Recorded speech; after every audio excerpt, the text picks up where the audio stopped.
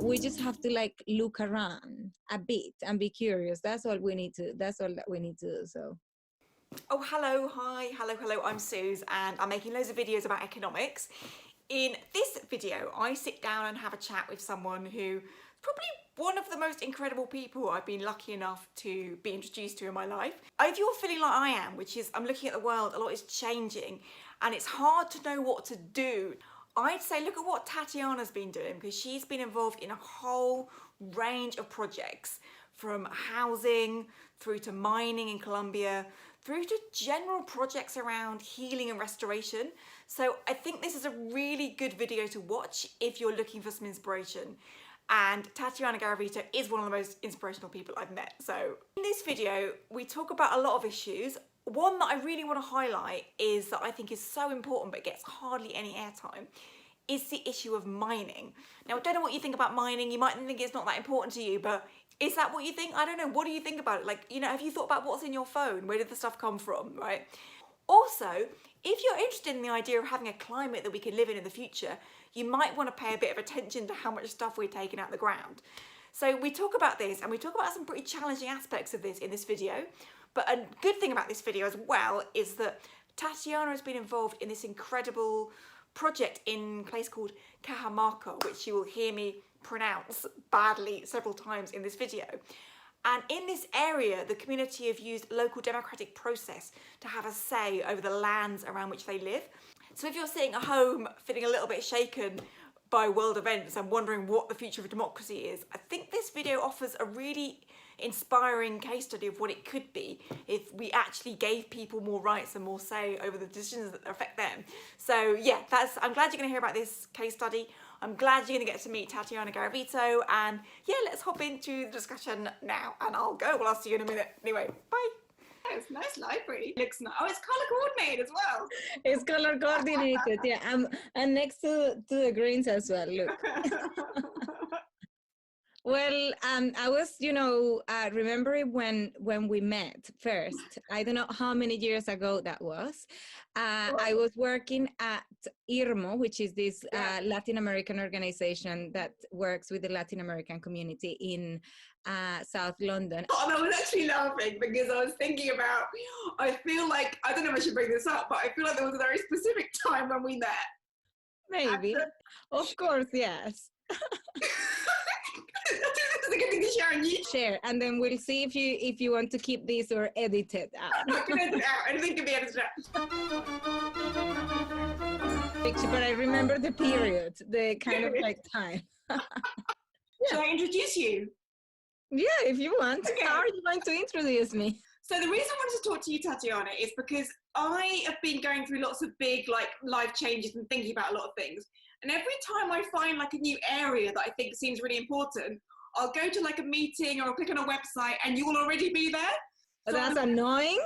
I feel like you're a bit ahead of wherever I'm going, so I want to know what you're doing and what you're thinking about, and that's why, of all the people I want to talk to at the moment, you're kind of at the top of the list. So that's why I wanted to talk to you.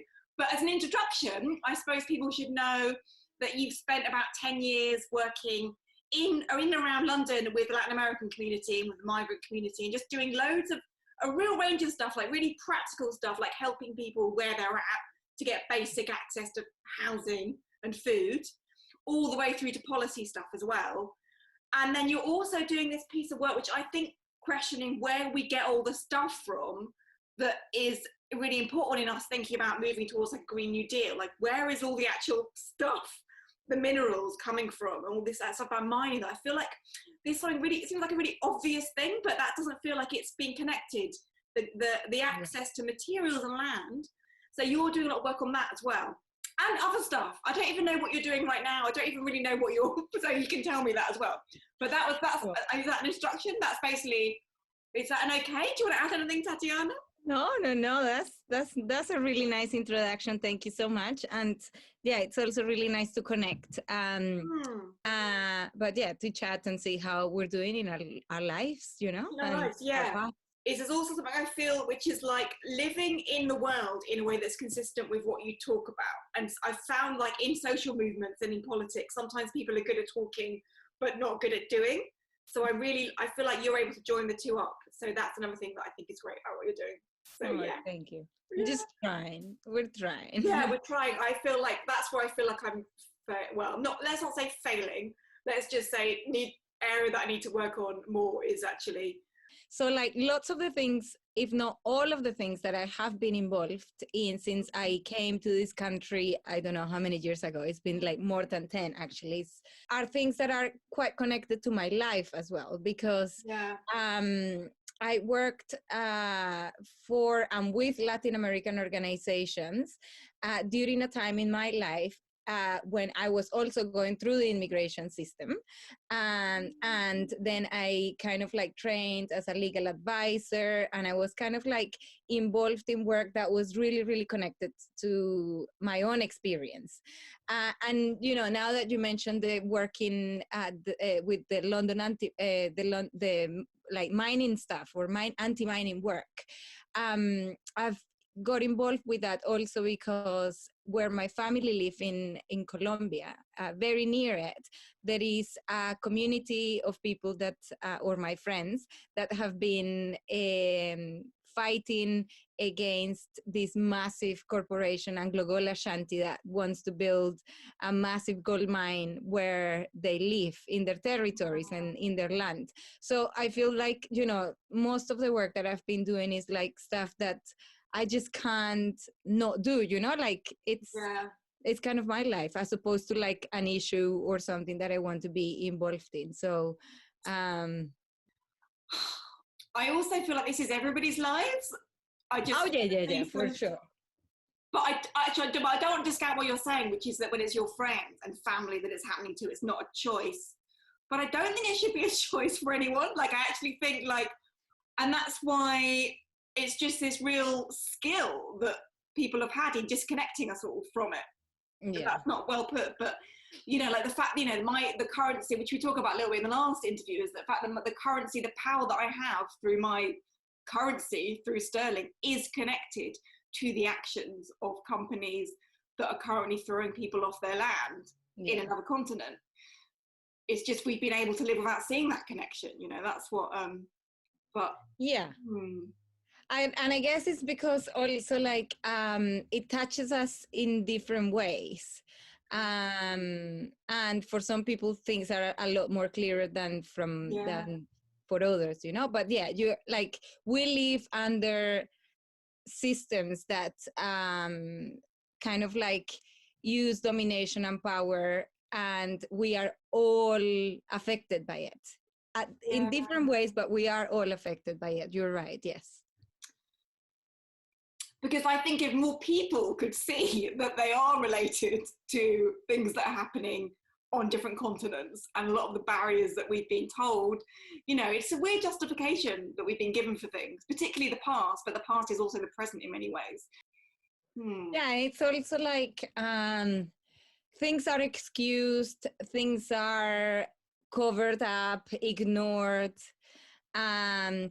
And like, you know, in relation to, for instance, like what happens, you know, with mining across the world, and why we don't even know how communities are affected by those things, is that we think that where we live is everything, and that is constructed by the media, by history books, by, you know, conversations, and it's just like, we just don't care about what's happening to those people that are also racialized, that are supposed to be underdeveloped, and they don't know what they're doing. So of course it's easier for us to kind of like, you know, just want a better thing for ourselves here where we are, where things are so great and where we are so supreme, and you know, so yeah, like it makes sense. It's a big construction that really works when you're trying to uncover the things that happen in other parts of the world, and that, I mean, are affecting us too, but we're, you know, in many ways like kind of colonized to think that we are not connected to the people and the struggles and the land and, you know, the world as a whole, right? Yeah, that's a good way of putting it, that we're somehow boxed it, we sort of blinkered to what we think we're connected to. Do you want to say more about that? Or is that, or you don't have to? No, well, I think that is, that is how these systems that we have win, by making us think, I mean, that we are individuals that are not connected to anything, that, you know, somehow you can sort of like work hard and you know, and achieve a lot of things, and that's just your work. And I think that those same principles and values are taught like in so many other aspects of our lives, right? And you know, the fact that we think that we are not connected to others when they suffer, like for instance in this pandemic. I mean, this is actually really important. I don't know when you're going to publish this, but like we are in the middle of a pandemic that has forced us all to think about not only ourselves, but like how we can affect others around us, and also vice versa, right? And also in a way how we can protect one another. And this is what I really kind of appreciate about all of this that is happening. It's horrible and it's really badly, you know, handled, and this government is responsible for the 85,000, you know, lives that the pandemic has taken. But also, like in a way, it's also forced us to see the connection, you know, how connected we are to each other.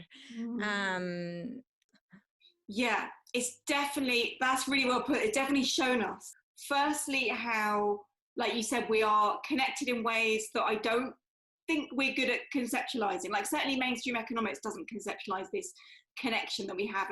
And some scientists are able to document it, just the way our brains work. We are deeply connected. The way other people's lives are outside, even if we're stuck in our flats trying to ignore it all, we still feel things. There are things that are definitely connected. But I definitely feel like it's highlighted something which was kind of hidden. And what I think some of your work in Brixton with the Latin American community, some of that stuff is quite hidden because, you know, at the moment it's more out in the open. And so quite blatantly, the fact is that a lot of the people in the lowest wage jobs are migrant communities, literally supporting the rest of society. And you can see it even more clearly, although it was already happening, it was just a bit more hidden. So it's really clear that a lot of the narrative that we've had, that the people that work hardest get other people that get paid the most, and you get paid well if you do important jobs. Like looking at who is dying because of COVID and who is supporting us through COVID, you can see who it is, and it's not the people who are getting paid the most at all. It's something quite different happening. Yeah, we've been doing some work in South London with people from the Latin American community during the pandemic. A lot of them are undocumented, or they don't have any recourse to public funds, even, you know, with visas and things like that.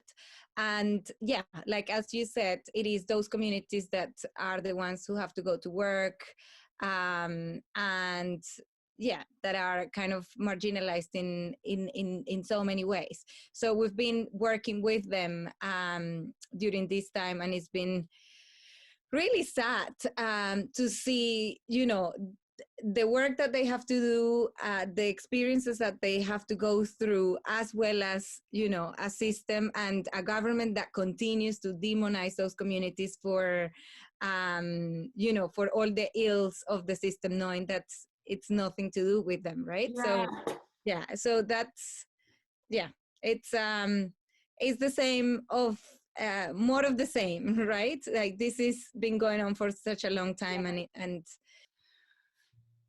I have a question, but I'm not sure if it's a good question or not, so I'll ask it and see. You don't have to answer it, but I guess in London, another thing that you notice is with office blocks and who's cleaning them, the class system is so clear in terms of who is in certain types of jobs and who is servicing those jobs. I don't know if I just haven't phrased the question, if I should be just clear on what I'm saying. But I understand. Should some people be cleaning up after other people? That's what I'm really questioning. So like the way I see it is that I don't think there is anything wrong with doing a job. Actually, like cleaning is such an important job. Like it is what keeps, you know, a job that really keeps us all healthy. Yeah, definitely. You know. Yeah. So if anything, those jobs, should be remunerated in a much better way. What I have issues with is with the lack of choice. I think, like we live in a system where if you're a person of color, if you're a migrant, you have a lot less choices. So what we have, for instance, within the Latin American communities, people who don't have a choice, like it's very difficult for someone who comes to this country to pay high amounts of money to learn the language, while having to go to work, and also while having to go to work in a job that doesn't pay well. So like people end up in stuck in a cycle of low paid and low skill jobs. So there's nothing wrong with it, but I think the context and the sort of like the situation in which it happens is what is wrong. And what you said, that's clarified it for me. It's the choice, because exactly, there's nothing wrong with cleaning. It's really important, and like some of the most important jobs, like also just like the really low paid job is like working in like agriculture and like that sort of fruit picking, all that stuff is so important. But the thing I have a problem with is, like, I believe in economics we should have exchange. So that means that if you're doing an important job like being a cleaner or working in agriculture, you should be able to exchange your labor for people doing other jobs. But we've got this system where if you're a lawyer, you're paid so much more than a cleaner, that a cleaner can't access a lawyer's services, but a lawyer can access a cleaner's services. So we have this massive inequality. So that's what I have a problem with. Like, there's no actual, so it's not the actual, it's the fact that people don't, I mean, you put it better, that people should have a choice about what they're doing. And but it's also like, I feel that we also put emphasis and value and resources and power on a lot of jobs that really don't need it. Like, and this is what we're seeing, like our economies need to change to be based on something that is totally different. And that's what I was saying, like cleaning, for instance. I see cleaning like a job for like caring for each other. It's like, and there are all these, jobs and work that happens that is totally undervalued, not paid. That is what maintains the system, really. So that's it, like people who are working really hard on, jobs that are really, really important, that really ensure that we can continue to live, are paid so little. Whereas like people who really don't do shit, or or that are really horrible, that jobs that really we don't need in society, are paid so much money. So it's just, everything needs to be abolished and changed, I think.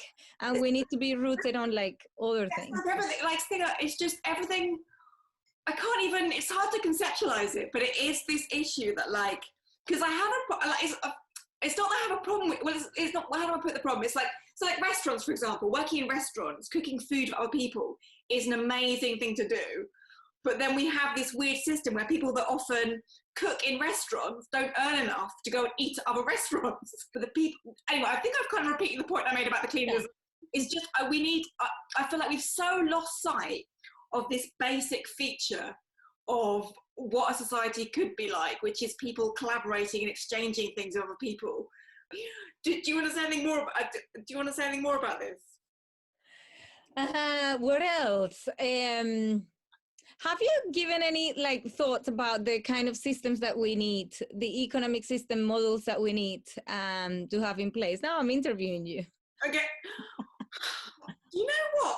I've got a bit, I wouldn't say stuck. What I'd say I'm feeling like at the moment is that I am almost going through a personal reset. So I feel like I actually don't. I feel like the thing that I'm trying to do is just have a pause and look around and see what other things are emerging. Because I feel like at the moment what I'm very concerned about is that I feel like the British economy is so based on an illusion, and people on the left say stuff like, which I've been a part of, that everything started going wrong in Britain in the 1980s with the rise of banking and deregulation. It's like, no, it started going wrong 300 years ago. A long time. And we never realised. And we've just got so used to this strange way of conceptualizing things that make no sense. So I feel like for me personally and collectively, I think a lot of people are going to start seeing this over the next year. It's that a lot of things that we thought were true and had value don't have any value. And it's kind of like what you're saying about the work of like people that are cleaning. This is a really important thing, but we've got used to denigrating it in our minds and thinking that that's not important because we believe stuff that wasn't true. And it applies to how our economy works, but it also applies to British history. We've believed stuff that just wasn't true. And Boris Johnson is a perfect, just like COVID is showing us everything about the economy, Boris Johnson's leadership is showing us everything that was false about the past and about people that have lied about our history. And Boris Johnson's a perfect example of that.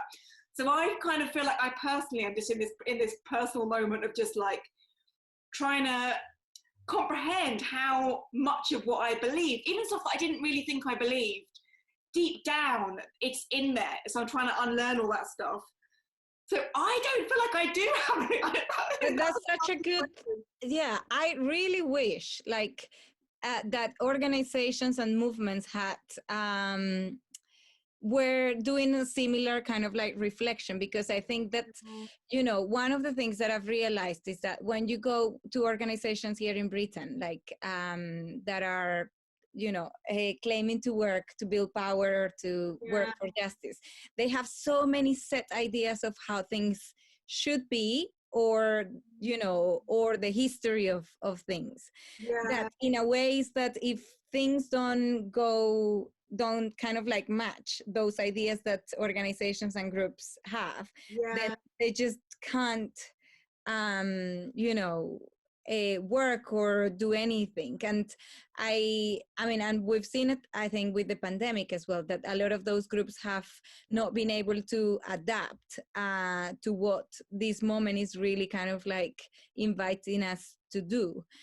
So I feel that is a really, really important, you know, thing to reflect, to unlearn things that we, you know, I mean, we are, you know, we learn things and values and principles and ways of doing things every day through a system that is so violent. And I think that the work to unlearn all of that is amazing, you know, and all of us should be doing it. That's one of the first things that we should be working on, right? Yeah. But also I feel this real pressure, like even when you asked me that question, I was like, oh gosh, come on Sue, think of something. Think of something that you know. But not to say that I don't know anything, not to say that I haven't got examples or seen organisations and groups doing stuff that I have been really inspired by. And also I suppose a lot of my learning has come from trying things out that haven't worked. And I talk about this a bit, like the Brixton Pound, for example. I think we made a lot of mistakes doing that project. And although there was an intention and a lot of interesting things that come out of thinking about money, we did actually unintentionally recreate a lot of power structures within our currency.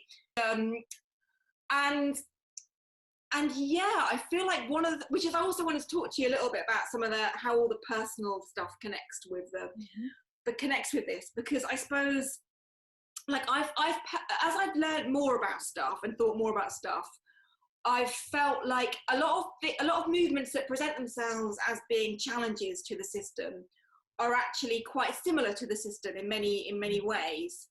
And I think the biggest issue I have is people that haven't actually been able to follow even just basically supply chains back to roots of origin, and to look at this much more global perspective, which I feel that you are doing.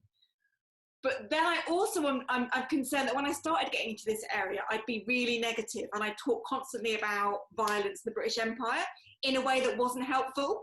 So I also am interested in how to be mindful of the reality of the violence that our lifestyles are based on. And it is present violence of people being not able to live on their land, and there's very present things happening. And of course in this country as well, hostile environment, all sorts of things happening right now. But also how to talk about it in a way that is joyful and compelling to people. Yeah, I'm not sure if I'm good at actually articulating things in a hopeful way, but I do remember this all the time. I do remember that, like, where I come from, communities have been struggling and fighting for hundreds of years. And of course, it's been violent. Of course, it's been horrible. But lots of amazing relationships and moments of, magical moments are also part of that. So, like, I think to only talk about the violence and to only talk about the horrible things that happen to communities will not be fair, because as well as that, communities continue to live and thrive and dream, and I feel that that is also part of the histories that we need to talk about. And if we are unable to sort of like see the potential and kind of like the vision of where we can get, then it's going to be quite difficult for us to continue to do this work, right? So I'm not sure if I do a good job. I don't do justice to, like, the amazing things that happen out there, but I do try to remember and go back to, we're doing this for our liberation, like, this, as well as this violence, there's also like all of the amazing things that happen, and we need to concentrate our efforts into learning from the things that have worked. Decir, Cajamarca se respeta, carajo. Cajamarca se respeta, carajo. So things that we need to do, I don't know, like I always say that we need to reflect, do the work that you are doing in your own life that you're telling me. I think that I'm also someone that tries to reflect on, like, my positionality in the work that I do everywhere. And the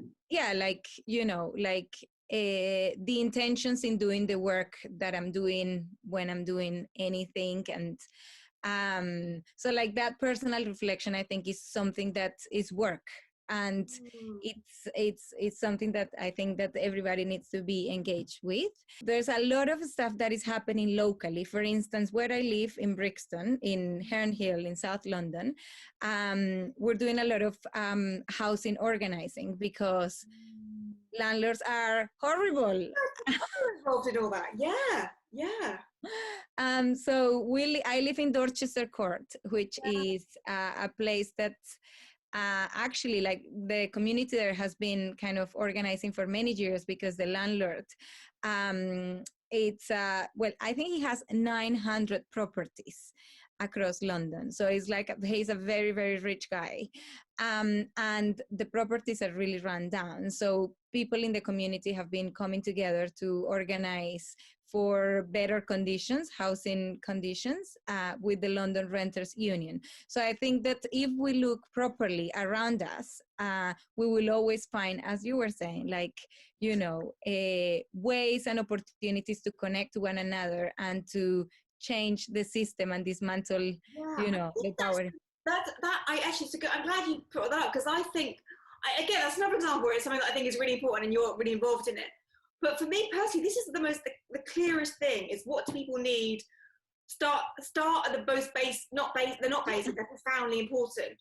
Housing, food. Yeah. And I think right now we've got this really clear, to me it's a very clear thing that needs to happen, is that people need to be able to afford somewhere to live. And in the UK, it's got ridiculous, especially London. And I actually think this is where we could just solve everything, because if rents fell, I think there's a really clear case for landlords to reduce rents. Yeah, I think that's already happening, right? Happening. And also, I think the government should be supporting this. And I think this would be because there's all this question about the housing bubble and how to deflate the housing market. But it would happen by itself if government supported people to renegotiate all the rents. And that's what, like, rich people do this all the time, when they're getting too much debt, they just renegotiate. So people could renegotiate their rent contracts, pay less rent. Businesses, would be really good for businesses, because businesses are currently in properties where they signed a contract when a different time before COVID, so they should be paying less rent. I think that would actually, I think many things in the economy would fix themselves if we could sort this quite simple thing out. For sure, yeah. I mean, like for instance, where I live, I know that not so sure there, but like friends that are renting from other landlords and agencies, they have got in touch with them to say like it's a pandemic, it's complicated, you know, and rents have been reduced. Yeah. Now, I think for us in Dorchester Court, I think when we started to organize, we said like, how is it that this guy who is just sitting in some place, who knows where, has 900 properties, and like some of our flats don't even have heating, for instance, during like the winter time. So we've been organizing, you know, against that. And Lambeth now, sort of, they had a meeting last week and they forced the agency and the landlord to look into like some issues that we have been organizing around.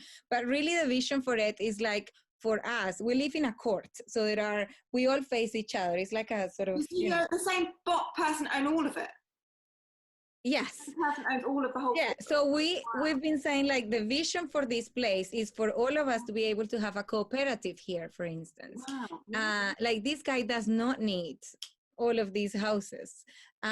Anyway, so like that's kind of like the vision, like where we want to get, but we'll do it little by little. But just going back to what you were saying, I think that we need to organize and work with people from there, from like the basic things that they need, and that's housing, that's work, that's food, that's health. That's where the struggle is, and that's where people will be imaginative and will be able to like create things that work for them. The main issue that we have is around power. We don't have enough power, or power that actually forces the local government to set regulations for landlords and agencies that, you know, are just horrible towards people. So what we're doing is building power locally so that wherever we go, we are heard. Because it's, you know, like what we have is an issue of power, like in all of the issues that we're talking about. Yes, or power. Lack of power. And I love what you said though about imagining you guys could all just have it as a cooperative. Like, yeah. That's the vision. We'll start with heating. I just think it's so, let's not say sad, but it is so limited. Like the idea of land ownership and who has access to land is just, it's so painfully unfair. And it's another thing where we just like, I try and tell a joke about it, how like it's really weird how like when you get on public transport, a bit different now because of COVID, but people used to get really defensive about, you know, like their space, or if someone like man spreading on the tube when men spread out. I get really upset with that. But everyone's upset about that, but no one's upset about the fact that a few men own like all of the UK, and they only own it all because some of them were just given it like 400 years ago and it's just been passed down the family. Like that is man spreading. Like why do we not? But because we grow up almost romanticizing it, romanticizing the landed gentry and it's not so much. Yeah, like, you know, the community that I was talking to you about in Cajamarca, like that, a lot of that land there is owned by international, like multinationals, like Anglo-Gol Ashanti and some others that have been given, or like they've been given those lands by, you know, the governments, like throughout these 400 years, but also like, yeah, like rich people and stuff like that. So like, you know, the local farmers there are having to fight against these people that have never been in the land, are corporations that don't care about the community or anything, or like the rivers and the mountains and the ecosystems that are part of that area. So that's where the struggle starts. It so starts through the process. From near there, from Cajamarca, that's what it's called. Have I got that right? Cajamarca, yes. So my family lives in Ibagué, which is like, I think, an hour away from there. And I met a lot of my friends from Cajamarca in Ibagué while they were running this campaign all over Tolima, which is the department where we're from. So people at home who are watching, do you maybe want to explain a bit about that? Because I was really inspired by that story. Because from what I recall about it is that, but it may have changed since I last heard about it, but they managed to get a local democratic process in place to vote on whether there could be mining there. And the community said no. And have things changed since then?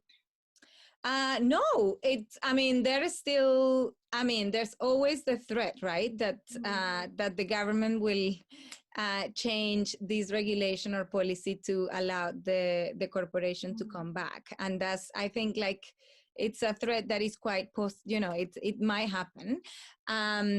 But what they did was that they use a legal tool within the constitution, the Colombian constitution, which allowed local towns or local communities to have a say about the big projects like mining that might happen in their territories.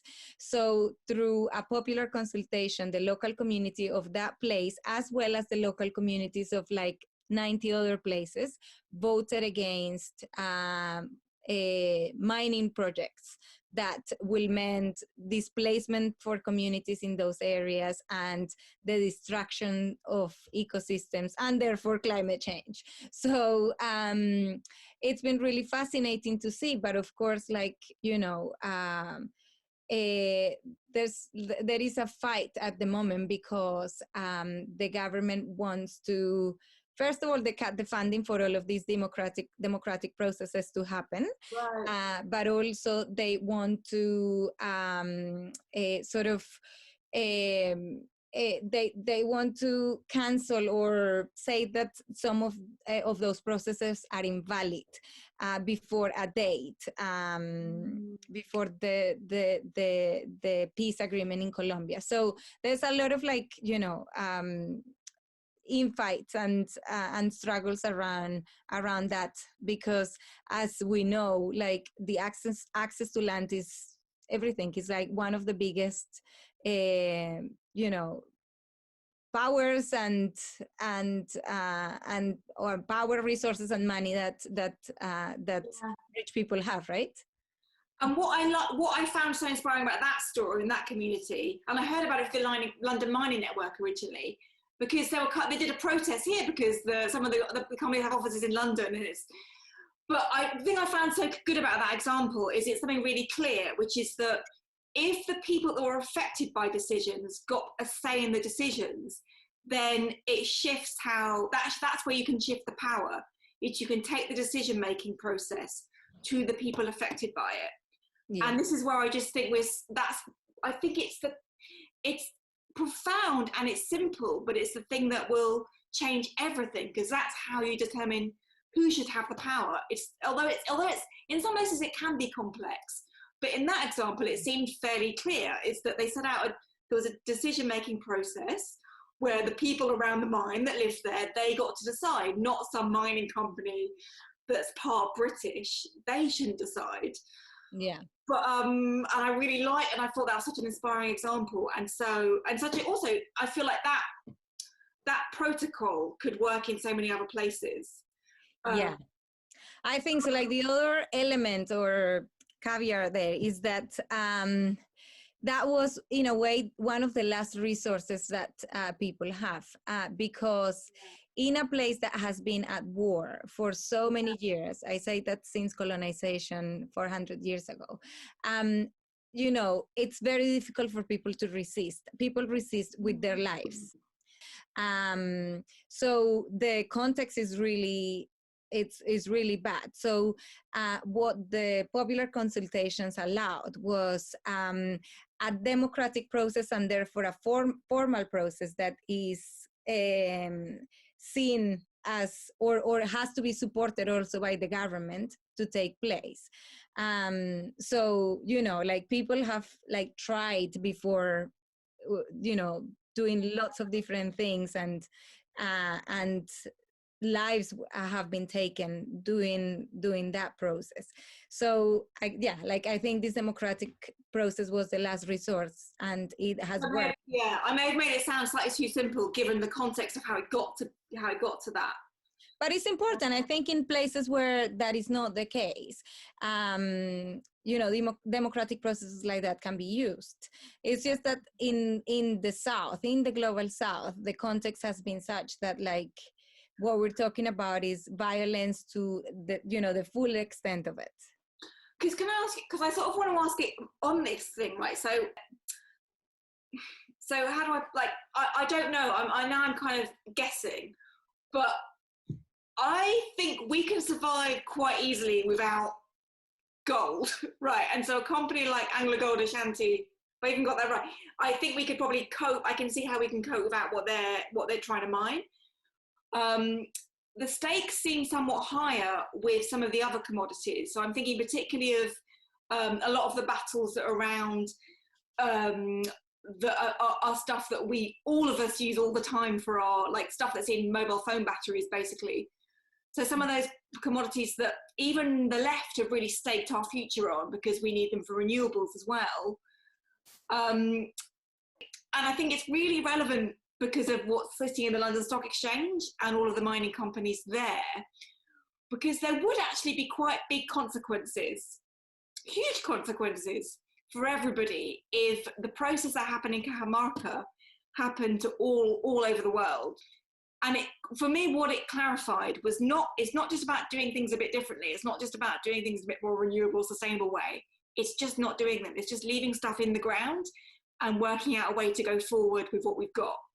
Yeah. And it would have huge consequences for everybody, particularly at the UK, where a lot of our wealth, although people don't realise it, a lot of our current wealth is based on these extractive processes. So I don't know what the question is. I think the question is, what are we going to do, and what's it going to be like going forward, and how do you see this transition, basically? Yeah, well, I think one thing to remember is that lots of communities already live without any of these things that we're talking about.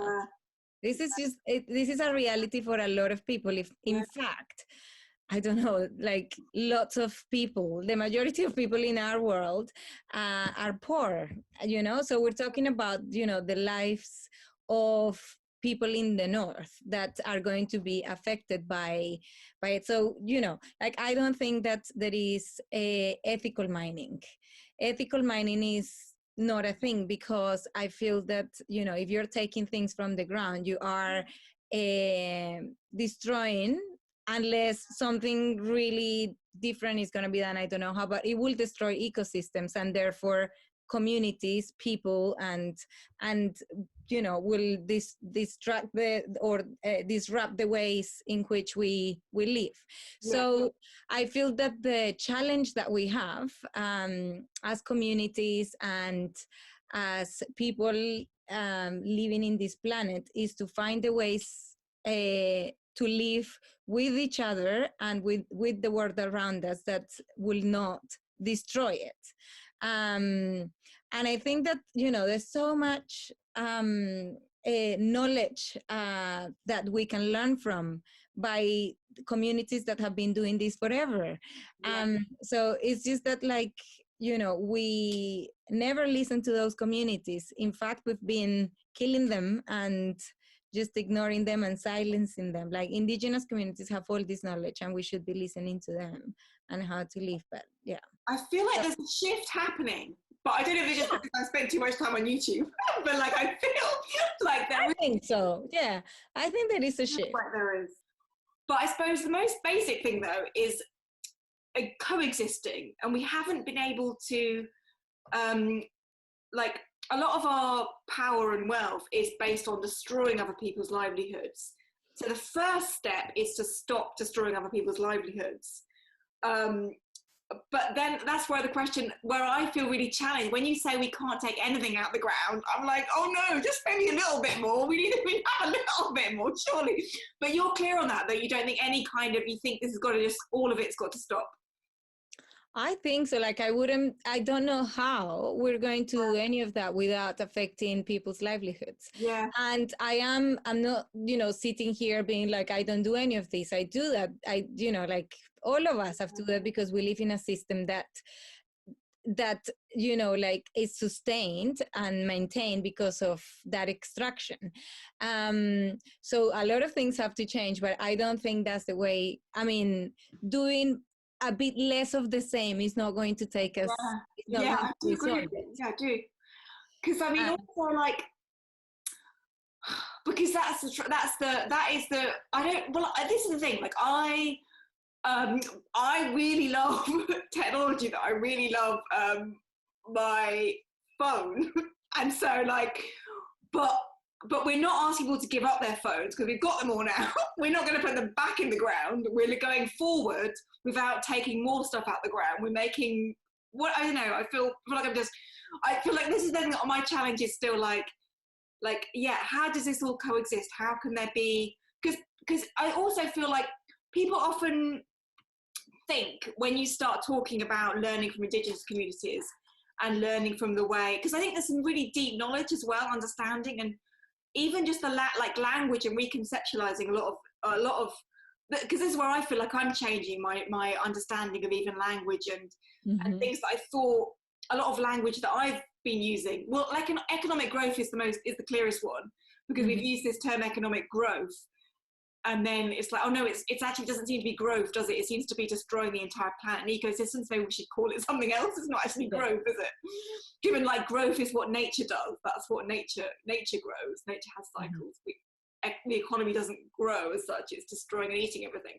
But yet, but then there's this challenge, which is that, yeah, how does, I still haven't got any conception of how, of where Britain, for example, is going with this, based on all this mining and extraction in the City of London. Nobody in Britain knowing that's what our economy is based on, and that's all going to, it's all going to have to stop, and I think it is going to stop pretty soon, actually. So just where it goes, but that's where I'm not sure, because Britain's got a lot of history. It's got all the missold history that we've all been told, that was all not quite what we were told, the British Empire. But it's got a whole other history that was hidden. You know, the working people of Britain's history was also destroyed on some level. And it's been, so I think there is positive stuff to uncover in all of that as well. Yeah, and I think that's the role of social movements, right? To like make sure that there are alternative and strong ways of organizing ourselves that can replace, you know, like all of these things that we have when the time comes. And now, because the time is now, like, you know, like I think that the systems are collapsing for many people and have been collapsing for many people all the time. And so, like, you know, I was telling you about the work that we're doing in South London with people who are undocumented and don't have any recourse to public funds. The systems are collapsing for them and have been collapsing for them for a long time. Yeah. So how are we going to like create the networks to sustain us and each other, you know, while all of this collapses? Because it will collapse, and then like, are we going to have enough power and resources and relationships that will hold and create something different, you know? I think we do. I feel that one of the reasons why I love being part of social movements is because we're not perfect, and we will never be, but I love the commitment to trying and to like learning. And this didn't work. The Brixton Pond was not great, but we'll continue like working on something until it works. Yeah, you learn so much, and like even the stuff that you thought you were going to do, even if that doesn't happen, something else often opens up, and you see stuff. It's also this thing which I think we were kind of talking about a little bit before, which is that actually, if people had power over things that actually are important to them, and could actually put their energy into the stuff that was important to them, and could make a positive difference on their lives, if we could shift that focus and power back to that level, the world would be so different and so much better. Okay. Yeah, totally. Like, I feel that, you know, having a lot more democratic processes happening at all levels, in your neighborhood, on your road, you know, like, it's very sad actually to see how much power has been taken away from local councils. Yeah. funding, and lots of things can be decided by communities locally in those in those places, but more and more everything becomes just very centralized. And so thank you so much for watching this video. Coming to the end now, the last section is about what Tatiana's up to now, and also we talk about meditation, which if you asked me, I'd be talking about meditation. I mean, I'm not talking about it very coherently in this video, but we're just starting, right? I'm not going to talk about it, but I didn't think I'd be into this, but I'm well into it now. Although I think it's great how Tatiana frames it and talks about it as a process of also collective healing. So that's great. Yeah, I mean, watch it. Basically, it's going to come up in a minute, so I don't know why I'm telling you about it. You can just watch it. I'll put a link to Tatiana's link tree so you can see projects she's working on. I'll put it like here. I'm not very good at pointing and working out where things are going to pop up, but there's also, at the end of the video, there's a little clip from a upcoming film that she's producing about Cajamarca. So you can look out for that coming out soon. And if you like this video, you can like and subscribe to my channel. It feels bad promoting myself. When I asked Tatiana if she wanted to promote anything, she said she was trying to promote like mutual aid and collective looking after each other, which is great. Yeah, let's just do more of that, please. So yeah, I'm gonna stop talking and I'm gonna end this and then back into the end of the conversation. So thank you for watching. Hope you're all doing all right. And yeah, let's spend more time looking after each other. Yeah. Well, do you work for the Quakers now? I don't even know what you're doing now. yes, so I actually, like, this year I've also been thinking a lot about what I do, and like like I don't want to be anything or like follow a career or anything like that, because that's not like my interest. So I've been thinking a lot about who I am and what I'm doing. So I work as a facilitator and an organizer, and I freelance with groups and organizations, and I was working with Quakers as well. But really, I think this year I've been thinking that I am going to be whatever serves the communities that I'm part of, as opposed to like putting any labels, because the labels change all the time. And yeah, like I want to be in service to communities as opposed to anything else. So yeah. Great. That's because I felt that when from watching your Greenpeace video. I can't remember the exact phrase it was, but you said stuff like I think you used a phrase like we all learn to slow down in our lives, which is what I'm trying to think about. I'm trying to articulate it better, but when I say like the language of economics, I think people who try and criticize economics often just use all the same language, but they're just doing it. So the way that a lot of people that are really, and I can see why they're doing it, that people that are caught up in the struggle against a system end up living the same system in the struggle, because you're still working all the time and you're still always, even though you're trying to take down this system, even in the opposition to it, you've become part of it as well. And I don't think I've quite expressed that how I wanted to. Yeah. But there's something even more radical, which is just saying, actually, we just need to chill out more. And it's really, it's even in, yeah, so I feel there's something that you said in the Greenpeace video, and I feel it reflected in your life as well, which is really important. I feel that, yeah, like I also know a lot of people who work on economics and do talk about degrowth as, an important thing to do. And those people often work really crazy hours and are like writing reports and doing like lots of things. And I'm like, but how does this look in practice if you can't even do it?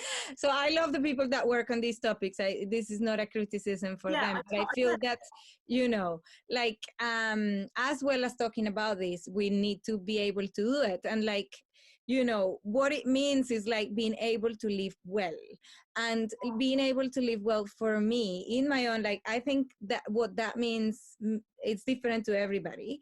And that's what we need to explore. Like, what it means for me is having time to sleep more, to rest, to reflect when I need it, to meditate more, to connect with my friends, to look after my friends, to look after my, local communities. There are lots of things that I think for me means to live well.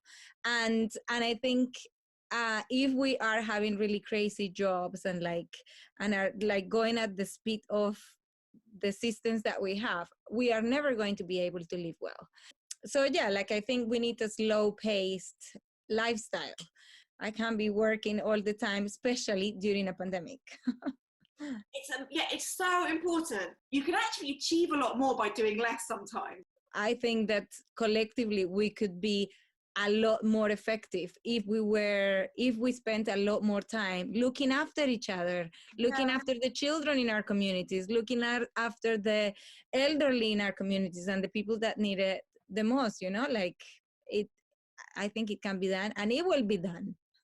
It will ensure a slow-paced lifestyle that allows us to heal and look after ourselves, each other, and the world around us. For just a brief thing then, what is your mindfulness practice then? Not mindfulness, that's not even like that term, but what can you give us a flavor of what it is that you do? Yeah, like I think that what I do is a practice of liberation, and what the way I kind of explain it is that there are all these social constructs. Race is one of them, and like lots of different things that are created and forced upon us that create suffering. And although I work every day to dismantle those things, I also want to liberate myself from feeling that pain. But I also am also involved in a lot of these things, not only by myself, but doing it in communities, because I feel that you don't have to meditate to be able to liberate collectively or personally, but that's just one way. But I think that when we are able to talk about these things and to understand the suffering that systems cause, then we are able to heal. And so When you my know, practice, can you give me more of a sense of what it is that you're connecting with or to, if anything? yeah, I mean, one thing to say is that my activism and like kind of like my healing sort of process is very connected.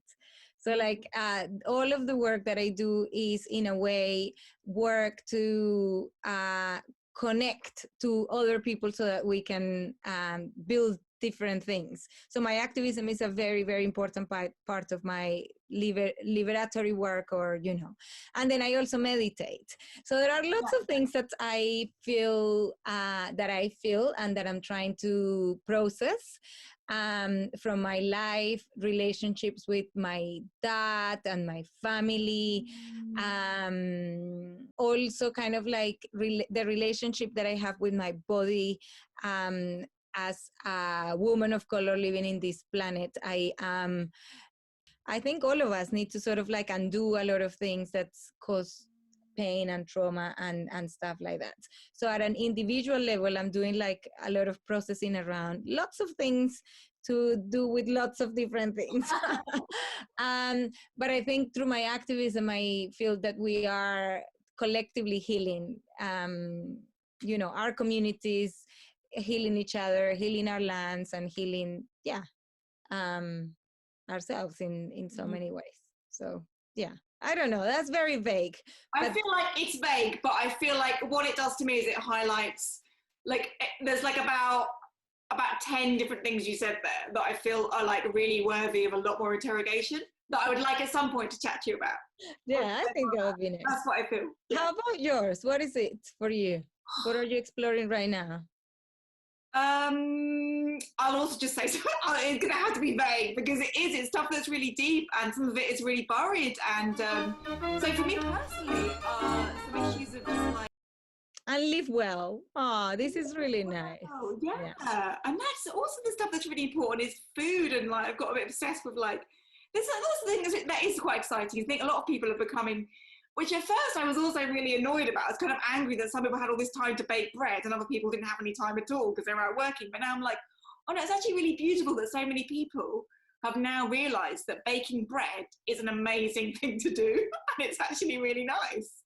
It's lovely. I am one of them. I've started to bake. But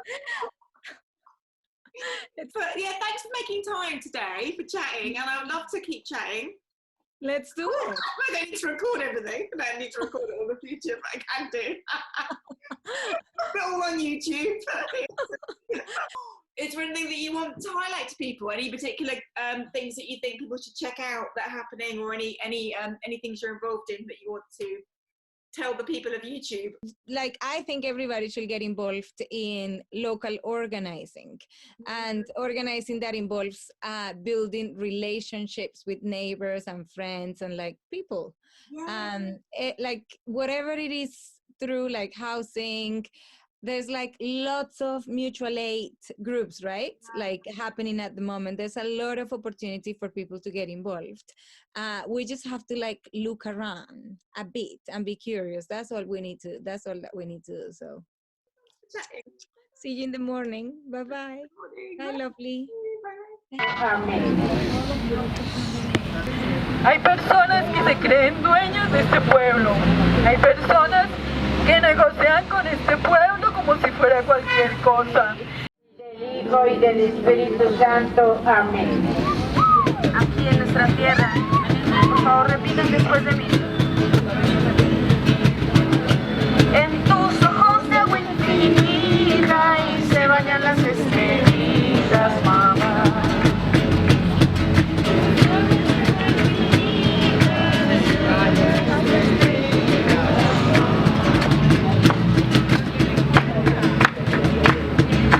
Agua de luz, agua de estrella, vaya mamá, vienes del cielo.